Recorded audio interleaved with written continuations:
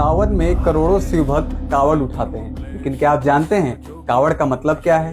बोल बम क्यों बोला जाता है और सबसे पहली कावड़ किसने उठाई थी? इसके पीछे की कहानी सिर्फ एक यात्रा की नहीं, महादेव के लिए किए गए एक महान त्याग की है। कावड़ शब्द संस्कृत के कावड़ से लिया गया है। कावड़ असल में बांस की एक बहंगी होती है जिसके दोनों सिरों पर जल के पात्र लटके होते हैं, जिनमें पवित्र गंगा जल रखा जाता है। इसे कंधे पर उठाकर गंगा जल शिवलिंग तक पहुंचाया जाता है, इसलिए भक्त कहलाते हैं कावड़िया। लेकिन गंगा जल ही क्यों? पौराणिक कथा के अनुसार समुद्र मंथन से निकले हलाहल विष को महादेव ने सृष्टि की रक्षा के लिए अपने कंठ में धारण किया और नीलकंठ कहलाए।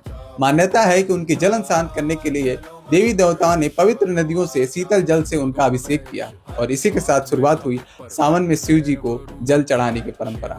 युग बदले और यह परंपरा एक कठिन तपस्या बन गई। लेकिन पहला कावड़िया कौन था? इसके पीछे अलग अलग कथाएं मिलती हैं। एक मान्यता त्रेता युग में रावण को कावड़ में गंगा जल लाकर बैद्यनाथ धाम में शिव को अर्पित करने से जोड़ती है। दूसरी परशुराम जी को पूरा महादेव में हरिद्वार से गंगा जल चढ़ाने वाला मानती है। और एक मान्यता भगवान श्री राम को सुल्तानगंज से देवघर तक गंगा जल ले जाने से जोड़ती है। वहीं श्रवण कुमार ने अपने माता पिता को कावड़ में बिठाकर हरिद्वार में गंगा स्नान कराया था। आज कावड़ के कई रूप हैं। सामान्य बोल बम कावड़, खड़ी कावड़, झांकी कावड़, डाक कावड़ और दंडवत कावड़। डाक कावड़ में जल उठाने के बाद बिना रुके निर्धारित समय में अभिषेक किया जाता है और रास्ते भर गूंजता है बोल बम। इसका सीधा अर्थ है शिव का जय घोष। कावड़ यात्रा में यह घोष भक्तों की पहचान बन चुका है।